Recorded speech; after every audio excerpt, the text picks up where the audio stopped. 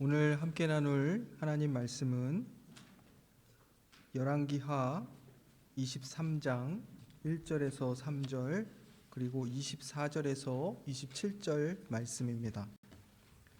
제가 봉독하겠습니다.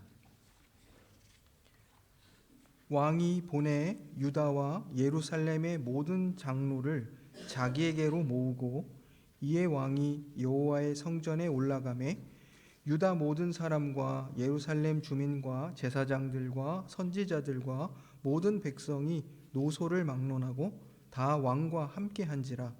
왕이 여호와의 성전 안에서 발견한 언약책의 모든 말씀을 읽어 무리의 귀에 들리고 왕이 단 위에 서서 여호와 앞에서 언약을 세우되 마음을 다하고 뜻을 다하여 여호와께 순종하고 그의 계명과 법도와 율례를 지켜 이 책에 기록된 이 언약의 말씀을 이루게 하리라 하매 백성이 다 그 언약을 따르기로 하니라.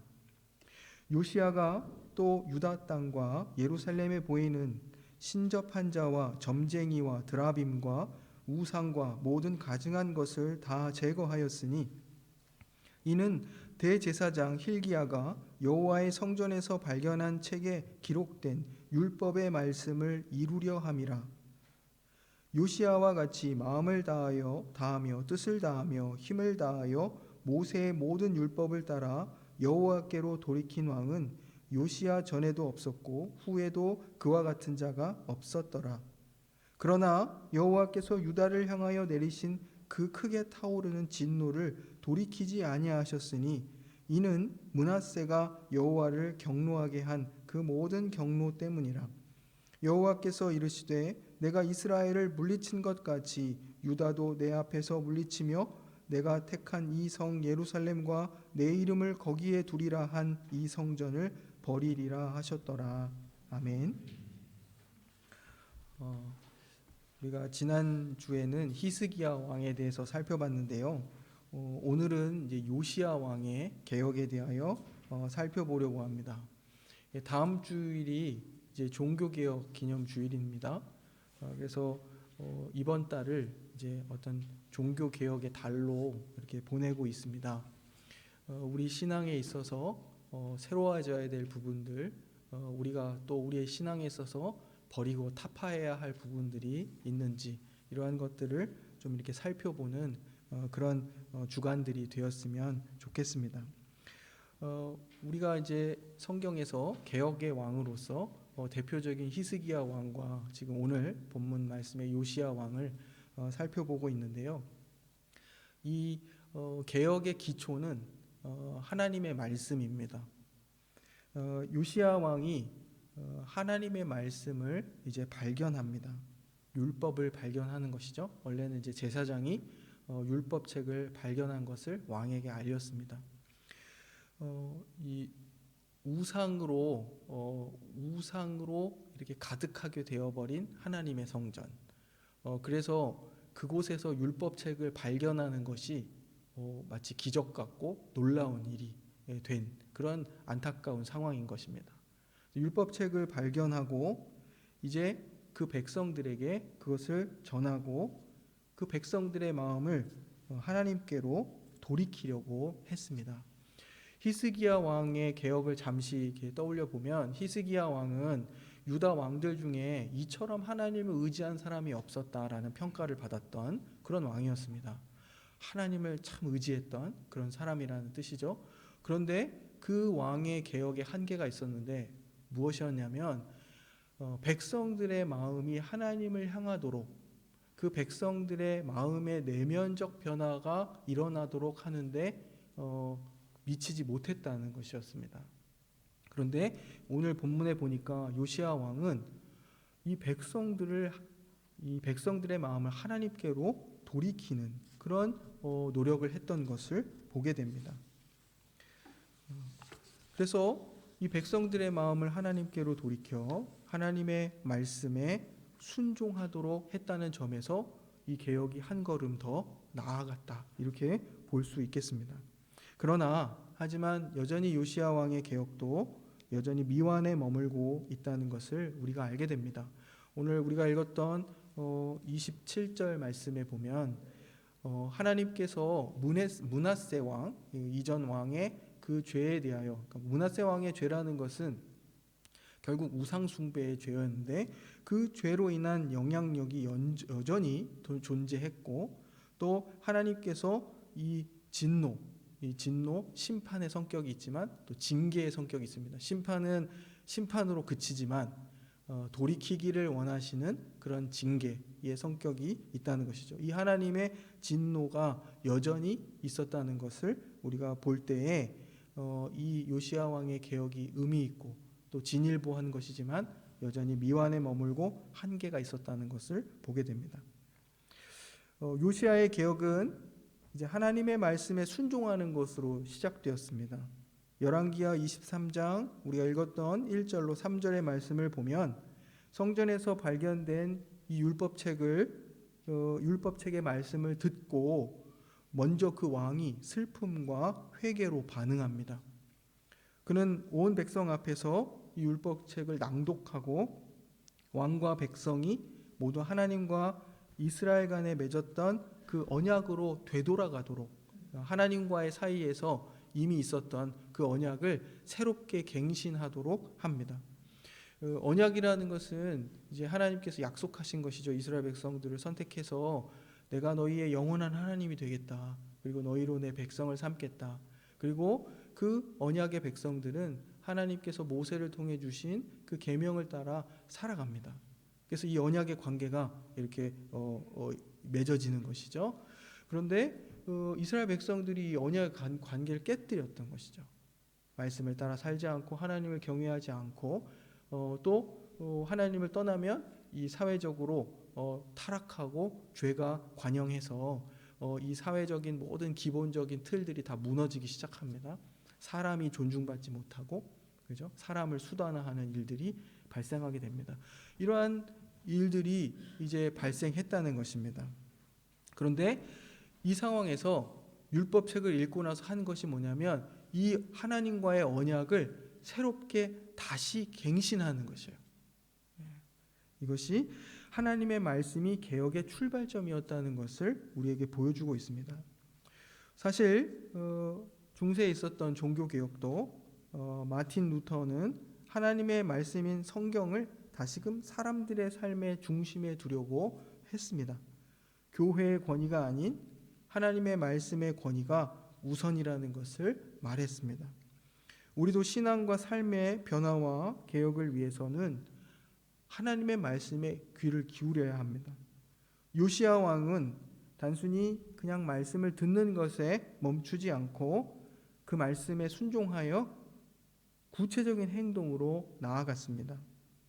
우리의 신앙도 말씀에 기초한 그런 실제적인 삶의 변화를 요구받고 있습니다. 여기서 우리가 잊지 말아야 할 것은 하나님 말씀을 우리의 중심에, 삶의 중심에 둔다는 것은 어떤 의미인가? 이것을 생각해야 된다는 것입니다.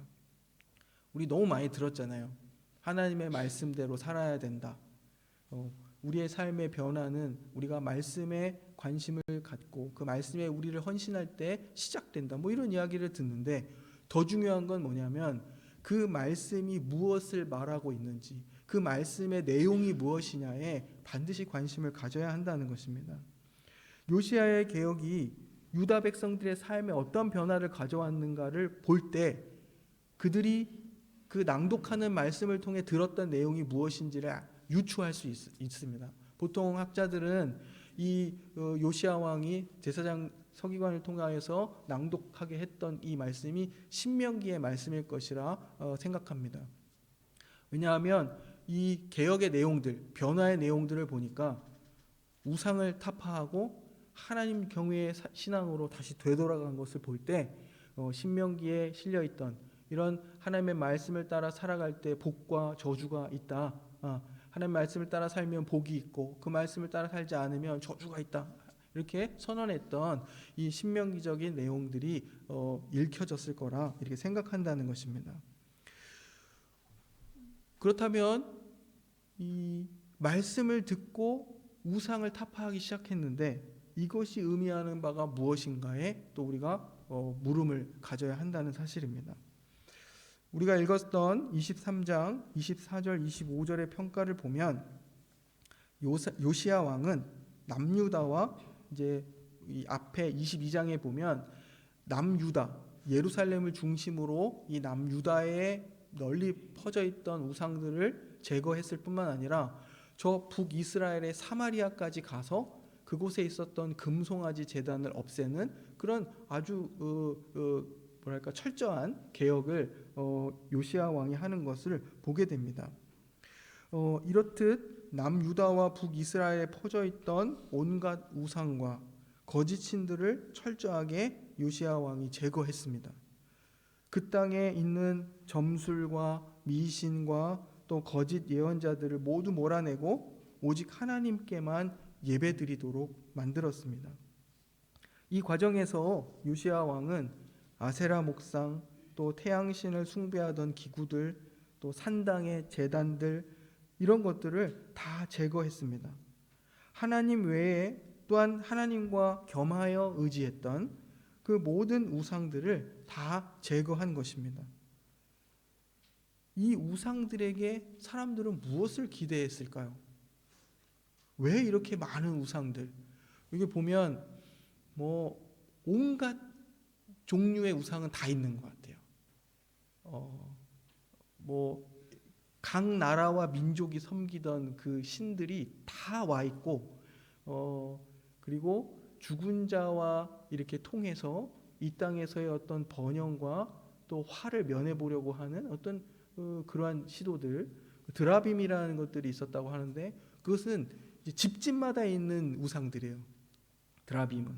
그러니까 공적으로 성전 그리고 산당 곳곳에 이런 제단, 우상의 제단들이 있었을 뿐만 아니라 집집마다 자기들만의 또 신전을 갖고 있었다. 이렇게 볼 수 있습니다.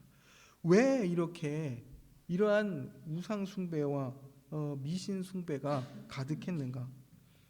그거야 우리가 잘 아는 것처럼 이 땅에서의 풍요와 혹은 안전, 안정, 혹은 쾌락 이런 것들을 이 우상에 투영한 것이죠. 이 우상 숭배는 실은 이런 자기중심성의 총체가 그곳에 투영된 것입니다.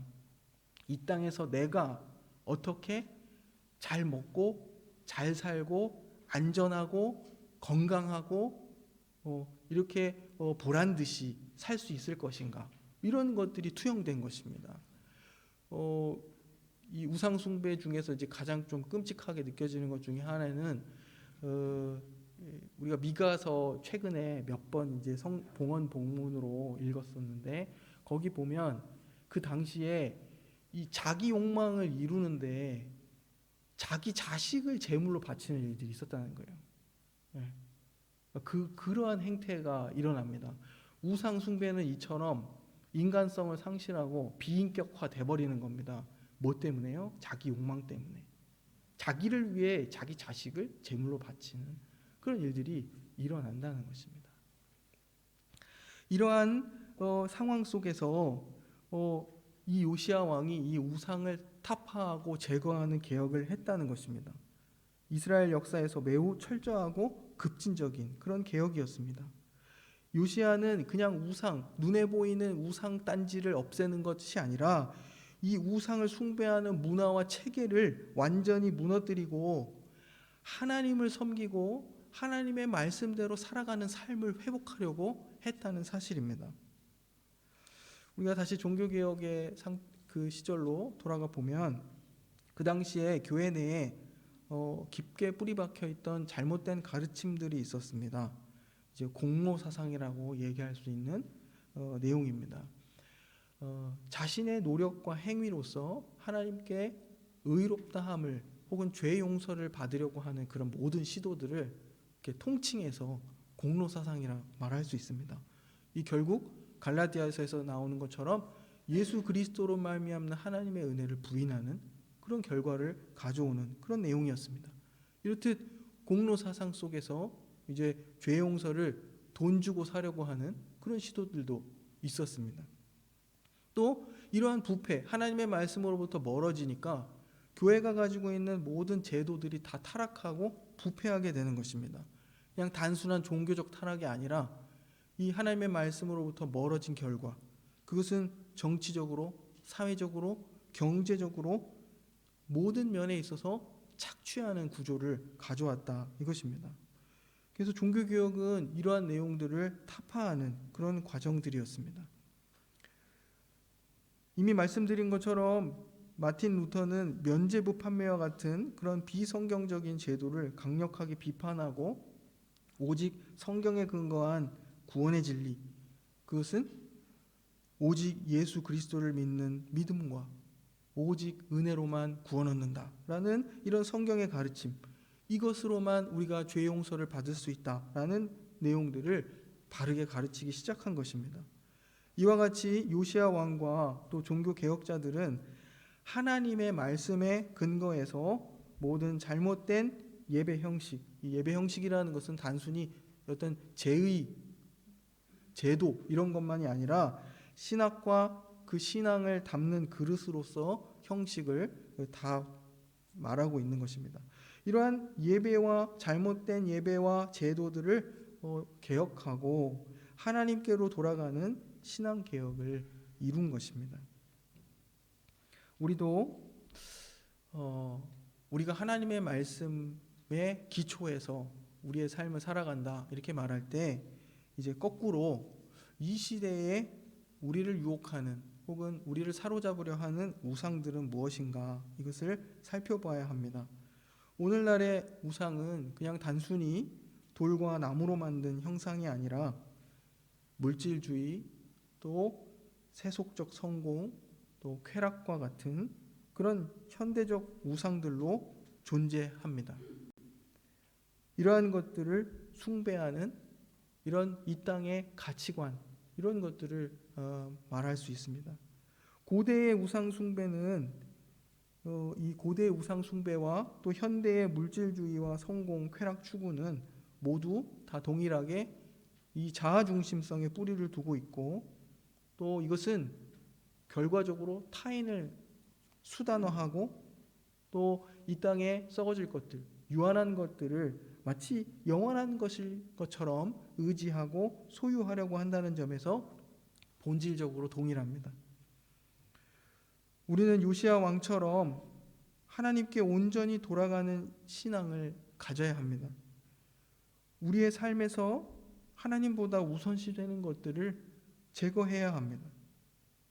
이것의 구체적인 내용이 우리 중심성, 이 자아 중심성을 버리고 하나님의 은혜와 사랑을 의지하고, 그리고 자기를 위해서 다른 사람을 수단화하는 그런 이 세상의 질서와 삶의 방식에 저항할 수 있어야 되고, 또 이 땅에 썩어져 없어질 것들을 보상으로 여기지 않고 그것을 의지하지 않는 것, 이것으로써 우리가 하나님 말씀 위에 우리의 삶의 기초를 놓는 그 열매가 나타나야 한다는 것입니다. 하나님의 말씀이 우리의 삶을 변화시키고 개혁한다고 할 때 이와 같은 내용이 우리 안에 있어야 한다는 것입니다. 요시야 왕은 이제 세 번째로 개혁을 하면서 마지막 한 것이 뭐냐면 유월절을 회복한 것입니다. 그는 유월절을 지키라는 명령을 내리고 백성들과 함께 하나님께서 그들을 애굽에서 구원하신 은혜를 이제 다시 기념했습니다. 아마 오래도록 유월절을 지키지 않았던 것으로 보입니다. 이미 잊혀져 버린 절기였던 것이죠. 유월절을 잃어버렸다는 것은 이스라엘이 자기 민족적 정체성을 상실한 것이죠. 하나님의 백성으로서 자기들이 어떻게 하나님께 구원받았는지를 잃어버린 것입니다. 이스라엘의 이 구원 역사와 하나님의 구원을 기념하는 가장 중요한 절기였던 유월절을 잃어버렸다는 것, 이것은 그들의 신앙이 얼만큼 타락했는지를 보게 되는 것입니다. 요시야는 이 절기를 통해서 백성들이 하나님의 은혜를 다시 기억하고 하나님께 온전히 헌신하도록 했습니다. 말씀으로 돌아가 우상을 제거하고 또 우상으로 대표되는 이 세상의 가치와 질서를 걷어냈다는 것이죠. 결국 하나님의 은혜를 기억하는 것, 그 마지막 하나님의 은혜를 기억하는 자리에 가는 것이 개혁이라, 이렇게 우리에게 오늘 본문이 교훈하고 있습니다. 종교개혁도 이와 유사한 회복의 의미를 가지고 있는데요. 개혁자들은 성경의 구원의 진리, 이미 말씀드린 것처럼 오직 은혜로, 하나님의 은혜로, 그리고 이 말은 믿음으로 구원 얻는다, 예수 그리스도를 믿음으로 구원 얻는다는 이 진리를 성도들에게 가르치기 시작한 것입니다. 우리는 하나님의 구속의 역사를 기억하고 하나님의 은혜를 더 깊이 깨달아 가야 합니다. 이 유월절 준수를 통해 얻을 수 있는 어떤 실천적인 적용은 우리의 삶을 전적으로 하나님의 은혜의 기초 위에 두는 것입니다. 계속 그 기초 위에 세워가는 것입니다. 그래서 오늘 봉헌 본문 말씀을 찾아보았습니다. 에베소서 2장 8절에서 9절 말씀을 보면 우리의 삶을 하나님의 은혜의 기초 위에 어떻게 세우는가 했을 때 8절 9절의 말씀입니다. 너희는 그 은혜에 의하여 믿음으로 말미암아 구원을 받았으니 이것은 너희에게서 난 것이 아니요 하나님의 선물이라. 행위에서 난 것이 아니니 이는 누구든지 자랑하지 못하게 함이라. 아멘. 우리에게 있어야 할 것은 어떤 비교와 자랑이 아니라 오직 하나님의 은혜에 대한 감사뿐입니다. 하나님의 은혜를 알아간다는 것, 그것은 굉장히 중요한데요. 앞서 말씀드렸던 것, 말씀의 기초 위에 우리의 삶을 세운다라는 것과 우상을 제거한다는 것, 그리고 하나님의 은혜가 무엇인지를 아는 것, 이것은 다 연결되어 있습니다. 이러한 사실들을 우리가 알지 못할 때 발생하는 것이 우리가 우리 삶의 주인 되는 것입니다. 우리가 우리의 삶의 주인이 되고 우리가 그릇된 방식으로 우리의 삶을 계속 일구어 가고 하나님과 상관없는 그런 방식으로 마치 우상 숭배자들이 가지고 있는 이 땅의 가치관들, 이것을 가지고 살아가는 것입니다. 그곳에는 계속 슬픔과 아픔들이 그 열매로 나타나기 마련입니다. 자기중심성이 강화될수록 어떻게 되겠습니까? 우리 타인에 대한 어떤 배려는 좋은 말이죠. 타인에 대한 착취가 더 가속화되는 것이죠. 하나님의 은혜를 알면 하나님께서 우리를 어떻게 존귀히 여기시고 사랑하시는지를 알게 됩니다. 나뿐만 아니라 우리 모두를 어떻게 사랑하시는가. 우상은 무섭죠. 우상은 비인격적입니다. 그리고 우상은 굉장히 이기적입니다. 하지만 하나님께서는 그렇지 않으신다. 선하시고 정의로우시고 사랑과 은혜와 긍휼이 풍성하신 하나님께서 하나님의 말씀을 따라 살아가라고 우리에게 요구하시는 것은 그분의 성품을 우리의 삶에 잘 이루어 살아가라 하신다는 그런 사실입니다. 요시야 왕은 이 끝을 보면 이렇습니다. 철저한 개혁을 이루었습니다. 그럼에도 불구하고 애굽의 느고 왕과의 전투에서 전사합니다. 그의 죽음은 갑자기 이렇듯 놀라운 평가를 하고 나서 그의 죽음이 나오는데요. 우리에게 이게 뭐야?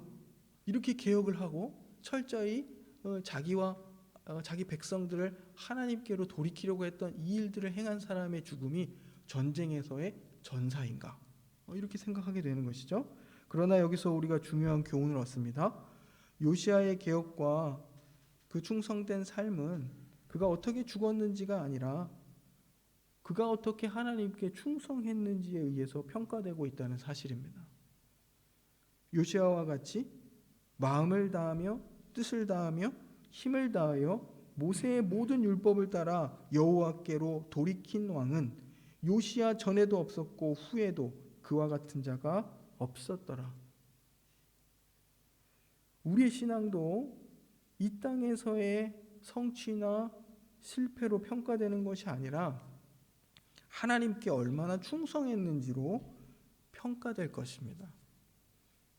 종교개혁자들도 자신의 개혁이 이 땅에서 즉각적 성과를 거두지 못했던 경우가 대부분이었습니다.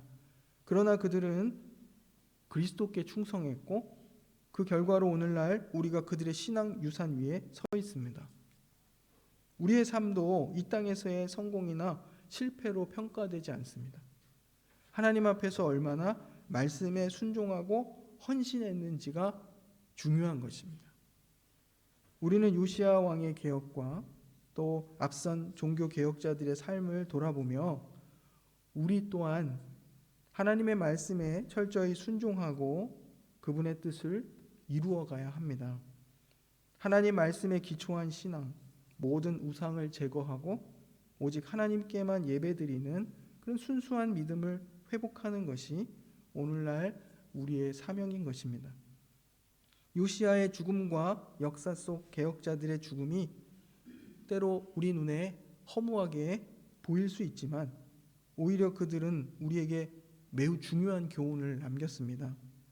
그들의 죽음은 우리가 이 땅에서 얻을 보상이 이 세상에 썩어져 없어질 것들이 아니라는 것을 우리에게 보여줍니다. 유한한 우리 인생이 은혜로 하나님의 말씀에 충성하고 헌신하여 영원한 하나님과 함께 살아갈 수 있게 된 것 그 자체가 참된 복임을 깨닫게 해줍니다.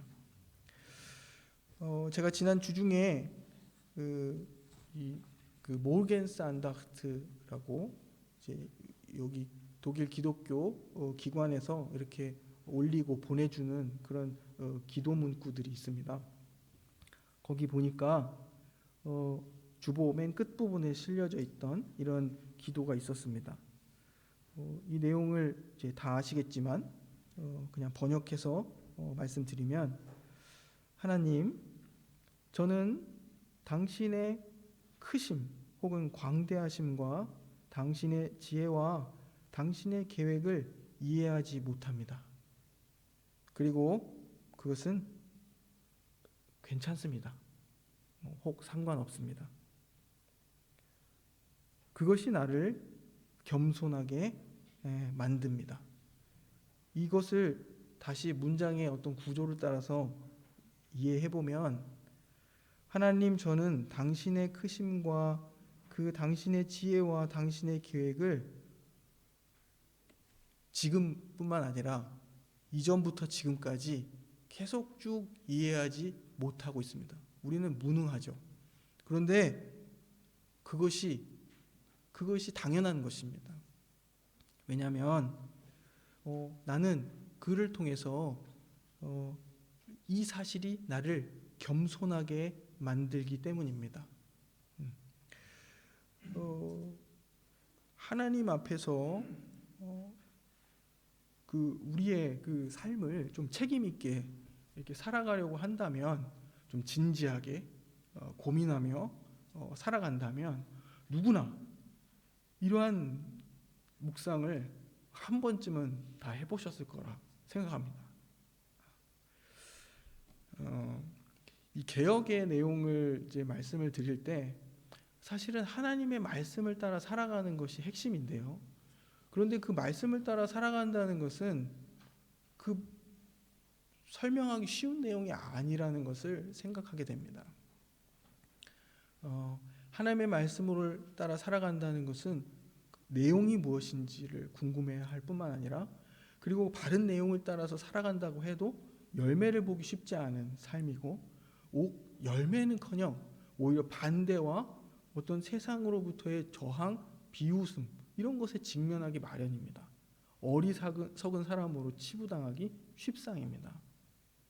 그런데 끝까지 하나님의 말씀을 붙들고 살아서 이 요시야 왕과 같은 그러한 평가를 우리 모두가 받기를 원하고 있는 것입니다. 이것이 우리들이라 라는 사실을 기억하시고 하나님의 말씀을 따라 살아가고자 하는 나의 이 상황과 이 모든 나의 마음이 하나님께로부터 온 것임을 생각하고 우리의 삶 속에 다시금 용기를 내어 그 말씀대로 살아가기를 소망합니다. 기도하겠습니다. 사랑하는 우리를 사랑하시는 하나님 아버지, 요시야 왕의 개혁을 통해 참된 신앙에 대해 묵상하게 하시니 감사드립니다. 우리도 우리 안에 있는 또 이 시대의 우상들을 타파하고 하나님의 말씀에 온전히 순종하는 그런 신앙을 회복해 가도록 인도해 주옵소서. 앞선 믿음의 선진들이 하나님 말씀에 충성해 살아갔던 것처럼 우리도 하나님께 충성된 삶을 살 수 있도록 인도해 주옵소서. 예수님의 이름으로 기도드립니다. 아멘.